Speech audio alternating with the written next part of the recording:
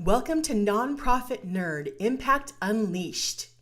Get ready to dive into the world of nonprofits, where the nerdy passion and unstoppable dedication of those making a real impact is celebrated. Together with your host, Jarrett Ransom, the inspiring stories and game-changing strategies of nonprofit leaders will be explored. Join us to unravel the mysteries of successful fundraising, uncover the secrets to effective advocacy, and nerd out over innovative approaches to solving social challenges. Nonprofit Nerd Impact Unleashed is your go-to podcast for no-nonsense discussions with real-life superheroes of the nonprofit sector.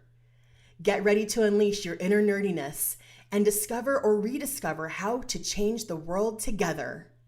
Now let's dive in and embrace the power of our nerdy side.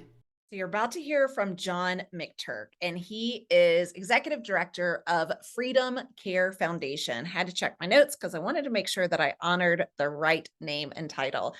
John is fantastic. I've had the great pleasure of meeting him as a client of mine. I was working with him through a project.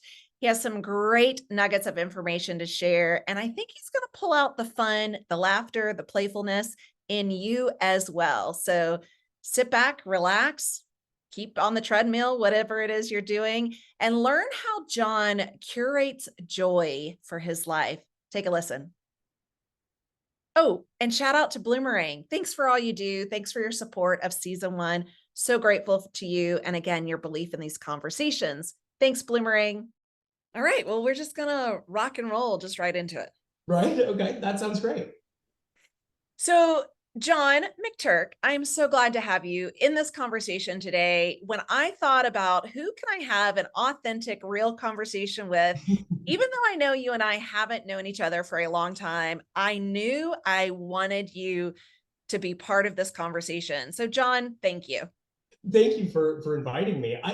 The second we met, we connected. I agree. We haven't had a lot of time, but all of the time that we've had has been, in my opinion, very valuable, and we laugh a lot and have a lot of fun. So I'm really grateful to be invited to do this. So yeah, laughter and fun is important. And that's, also what I want to infuse into these conversations, because we are all such busy professionals. And before we dive into conversation, John, tell me a little bit about yourself, because you've served in many capacities for many nonprofits.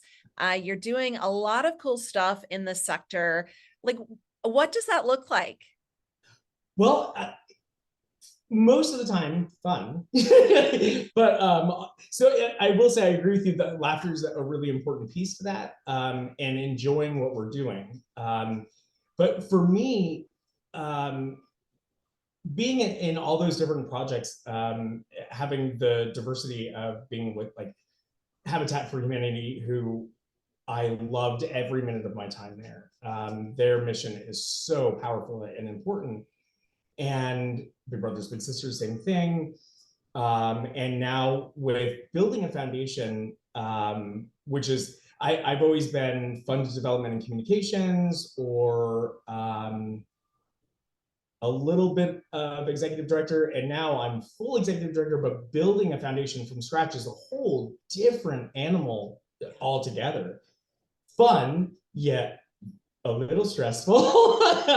Because you definitely see sides when you're building it that you don't see when you step in as fund development or communications. So I'm learning a whole new aspect. And for me, that's a lot of fun. I like to learn new things.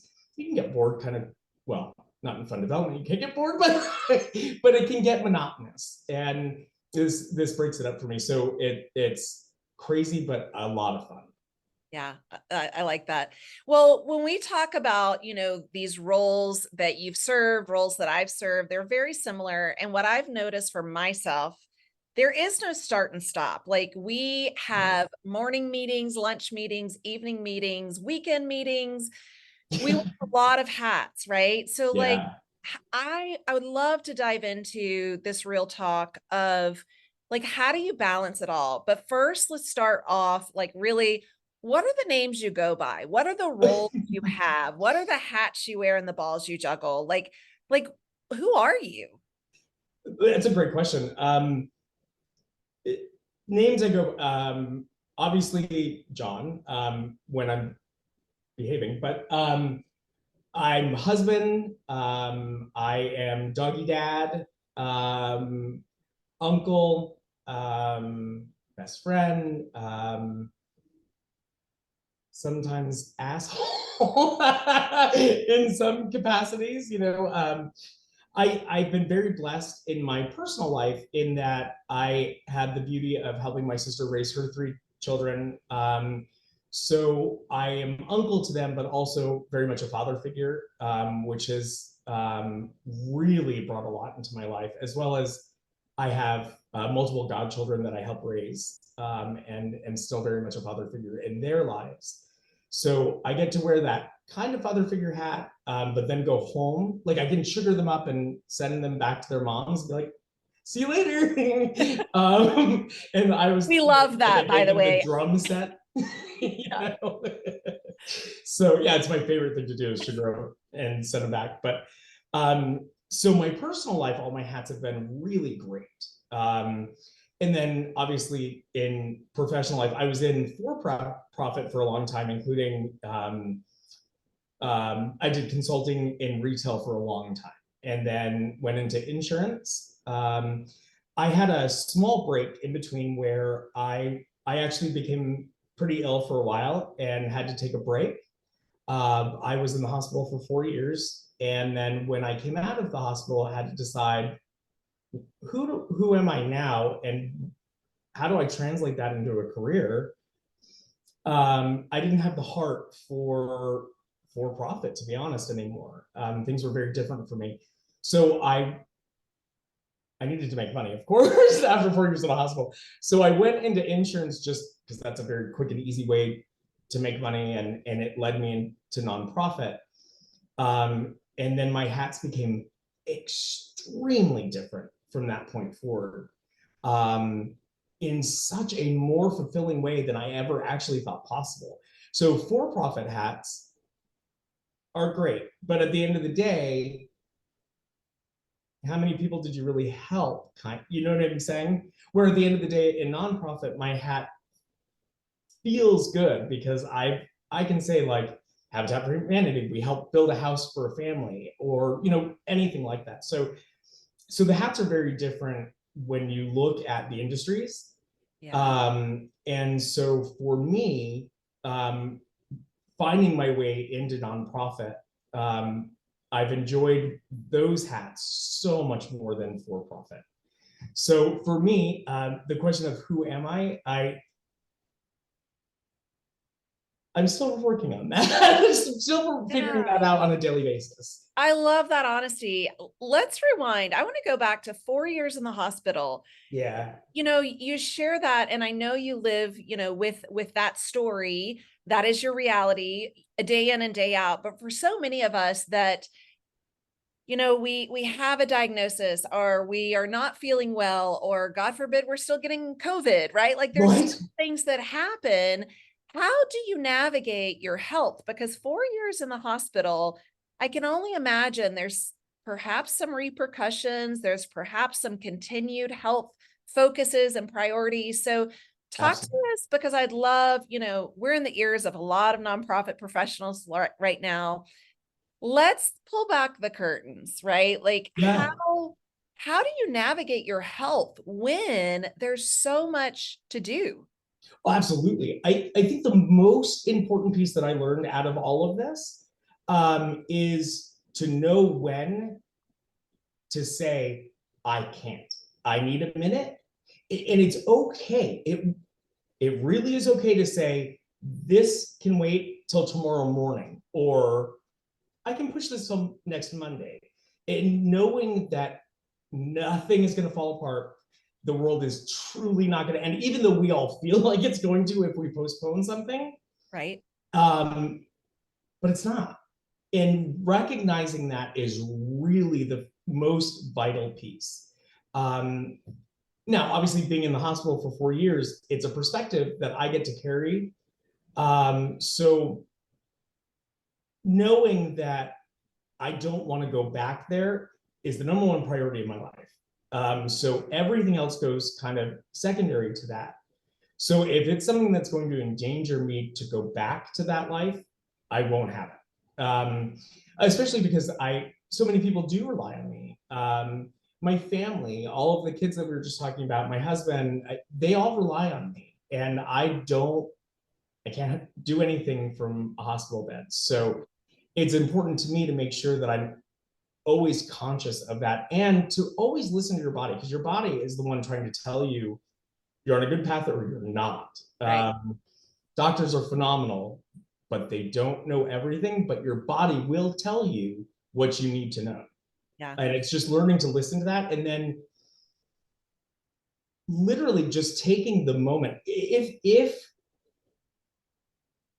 I found that if you actually listen to your body at the beginning, instead of putting it off and putting it off and putting it off, usually you're talking about a very short fix, versus putting it off can be very dangerous long term.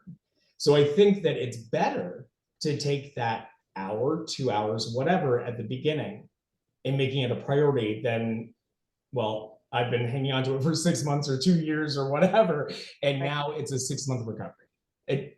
Yeah, let me ask, are you finding that you're noticing and getting to know your body in a way that, like, when these signs come on or the flags arise, you're like, you know what? I'm acknowledging this feeling right here, right now, as opposed to some of us, myself included, that's like, I don't know what that was. That was weird. I'm not gonna acknowledge it, because if I acknowledge it, then I have to do something about it. Right. But I don't hear that from you. I admittedly, so if I know it's something that's going to be silly, like, not that it's silly, but a cold or allergy or something like that, that I can go, I don't want to deal with that today. I do that. But you generally know if something, actually, you don't generally know. In your heart of heart, you know if something is real or not. Right. And we do it backwards. As human beings, we do it backwards. We have a tendency, if it's something real and serious, we put that off. And if it's something like a cold that's simple, we'll engage in that. And I feel like as human beings, we do it backwards. And so that has been something for me that I've had to adjust in my lifestyle. Now, I make it sound very easy, but I've also been doing this my whole life. This is a blood disorder I was born with. So they didn't find it until I was in my 20s. But in hindsight, we now recognize as a child, there were some signs there that we didn't realize. Yeah. So I have been doing this my whole life. So it's easy for me because longevity, but if you look at it, if you step away from it and look at it from a longer lens, you kind of realize we as humans do it backwards. Right. In my husband, he's a prime example. The big stuff he shies away from, which is absolutely understandable. He feels like if he doesn't engage in it, it's not real. And then, if he gets cold, a cold or flu or something, then he'll engage that, take care of it over a couple of days, and then he's better. All humans do that, or we tend to do that. Yeah, I find myself, I'm like, if it's too much, it feels too heavy, it feels too overwhelming, like ostrich, head in the sand. Let's just not, let's not make eye contact, right? Yes. So I have to ask, like, what do you do for self-care? How do you maintain a balance during work, personal, family life, everything, right? So like, what do you lean into when you say, you know what? I'm John, I'm badass. I don't want to be sick. I don't want to live in a hospital again. So like, how do you weave in these opportunities where you say, I'm going to focus on my self-care? Because it makes me think, when we jump on an airplane, hopefully not out of an airplane, but when we get on it, the whole oxygen mask, right? It's like the flight attendants, they tell us every flight, put your oxygen mask on first before you put it on anyone else. So and then your favorite child, right? Yeah. Southwest does say that, right? Yeah. Like, I love flying Southwest. Okay, so talk to us about your own self-care regimen. So for me, and obviously everybody has to be very different, but it's really, in being authentic to yourself, in finding what truly makes you happy. So I'm going to back up a little bit and explain part of my health is that blood disorder. Unfortunately, some of the medications can cause cancers. And over the last 5 years, I've battled a few cancers that were able to do surgery and then just they were gone, no treatments or anything like that. However, my sister is an executive for Athletic Greens, and which is, by the way, an incredible company, especially since we're talking about health. I can't say enough good about them, and the energy that they provide and the vitamins that bring into your system. I drink that every single day, and it helps a lot, especially with energy. So I should mention that. So is that in lieu of coffee? Yeah, well, my husband does both. I'm gonna have to look into this, definitely. Athletic Greens is truly incredible. My sister gave me the whole spiel when she went to work for them, and I was like, and then I tried it, and all day long, run, and you feel there's no down to it. So it's pretty incredible, actually. So plug for them. But my sister, because of the realm that she's in, when we found out about the cancers, she immediately stepped in and said, okay, anything negative in your life, you got it now. Even in social media, if a negative social media post, you block it. So only happy and funny things come through in social media or emails. TV, you can program your TVs to filter out certain things. So my sisters and I, we love horror movies. Anything scary, we're totally into it and we love it. But when I was going through the cancer stuff, nope, they gutted that out of what we were watching. We only watched funny movies. There are studies that talk about all that positivity and how your body chemically responds to that. So for us, my family, in support of me, they all did the same thing. They gutted everything negative. Wow. So for 8 months, all of us, we just did positive things, and we were sending each other memes and all kinds of stuff. So we were laughing all day. And the incredible impact that it has on your life is amazing. So we let very little negative back in. We're more conscious about managing that on a daily basis, because when you start letting it back in, you realize, I don't really want to. Right. Even news and things like that, it gets heavy. So managing that is important. Yeah, it seems so simple, right? And I have to also witness, I didn't know that there's these filters on your TV that you can do that. I've kind of figured out social media, especially if it's a person or company, right? I'm just like, I'm just going to block this person or hide this person or just completely disconnect and unfriend, whatever that means. And so I didn't realize there's these other ways to do it. And when you talk about really tailoring, and I want to say curating. Yeah. Oh, great word for this. Yeah. Yeah. Curating the information that you see, that you are exposed to.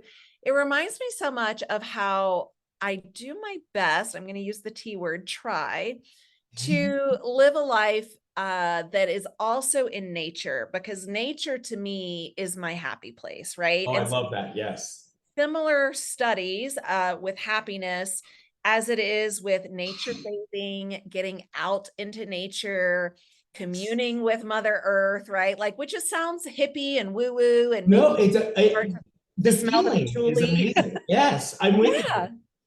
It's so important. So I love this tip. So for our listeners that are thinking, well, how do I curate something that works for me? Let's start by curating the things that bring us joy.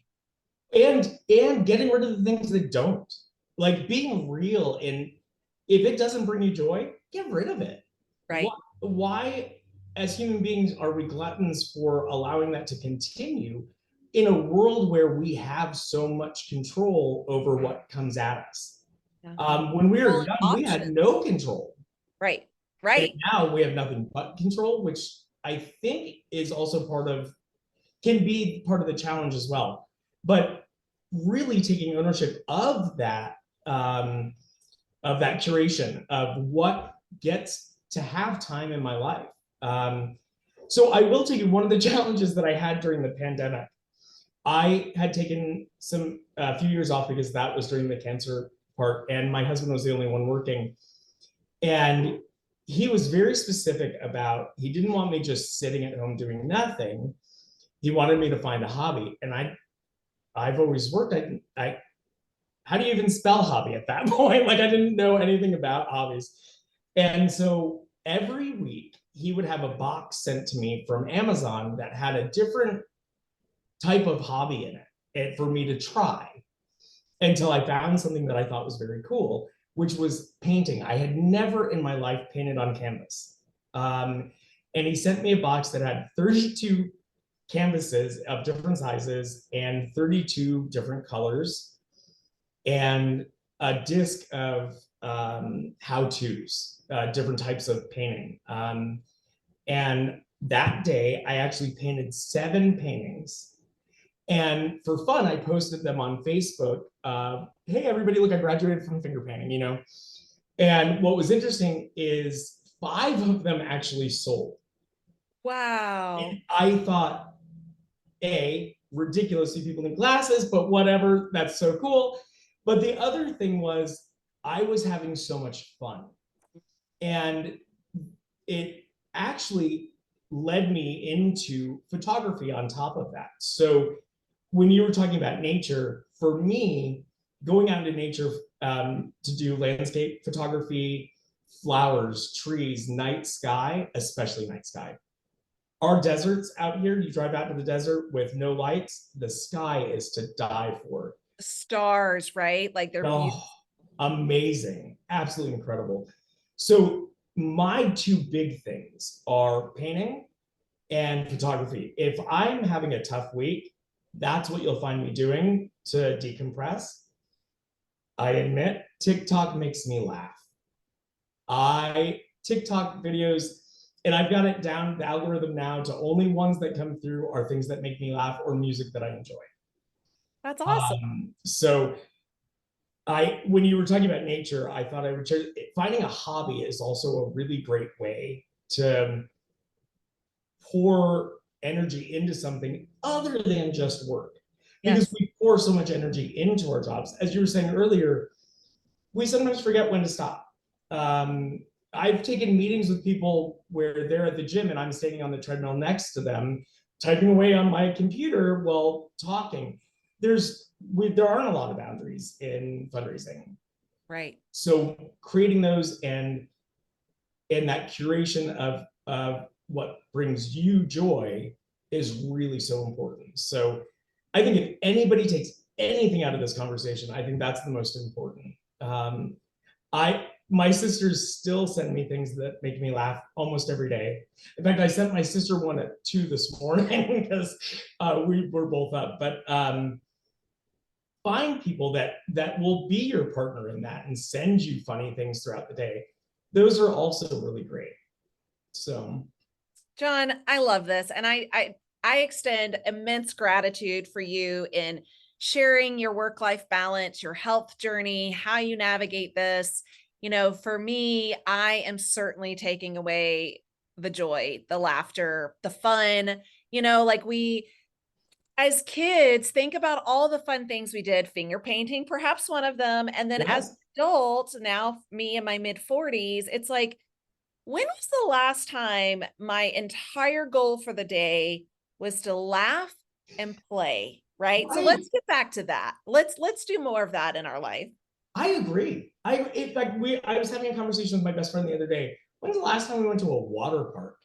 Or went miniature golfing or something like that? And we realized we haven't been in probably 8 or 10 years. So she and I were talking about, we're going to build a weekend around we're going to make a list of fun things for a weekend and go away and do it. But you're absolutely right. we have to make time to do that. Otherwise, why are we doing any of this? Right. What's the point? What's the point? Life is too short and it could be Yes. gone in a second, which sounds Yep. really horrible to say, but that is the But it's reality. fact. Yeah. And we see it every day on the news, you know, Yeah.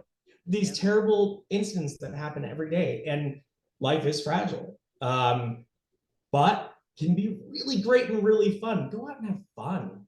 The rest of it, it'll take care of itself. Yeah. Okay. As we wrap up, I don't know, this came to me. What is on the list for you and your best friend, right? Like what are the fun things you're going to do? How are you going to play? Let's give our audience, I don't know, a few samples. We do silly things. So one of the things we've been talking about for a long time is we want to take a road trip where you can only take, say, 2 lefts at one time or in a row, and then you have to make at least 1 right and then a left. Like, so that way you find out where you end up. There's no map, no nothing. But we'll set rules on, you take 2 lefts, then a right, then another left, then 2 more rights, whatever, and see on the map where you end up. So we're gonna spend a day doing that, or actually 2 days doing that. We are going to do miniature golfing, and we are going to go to, in North Phoenix, we have Castles and Coasters. I'm sure you know of it. We want to go spend an afternoon there. And then Waterworld. Well, I guess it used to be Waterworld in North Phoenix. I don't know what it's called now. But it's a great water park. We're going to do that as well. So I love it. Let me add to your list, because you mentioned miniature golf, Pop Stroke, right? That's the Tiger Woods miniature golf. It's in Scottsdale, but it's fun. Yeah, I've done it. Actually, that was a time I played. My brother was in town, my nephew was in town, awesome. my husband and I went, and I got like, I'm not good at golf, right? Like I'm not good at golf. And I always did sports that involved my feet, not my hands. But I had so much fun. It was It a is, lot. isn't it? Yeah. So She and I used to go to Top Golf. yes. That's fun. It's close. It's close to Top Golf. Absolutely. Oh, great. Yeah. Well, John, thank you. As we wrap up this conversation, again, I know you are bringing so much value and realness to this conversation for so many others. Episode, actually, I don't know which episode this is, but season 1, I'm bringing in rock stars like yourself to really like pull back the covers. Let's talk real conversations. Let's talk about what we navigate, how we do what we do, what's behind the scenes. And I just want to say thank you. Well, and thank you for doing that. I don't think that, as we've talked about before, as funders and professionals, we often have a facade that we carry on. And I think it's time that we should all be real with each other, because we go through a lot of the same things.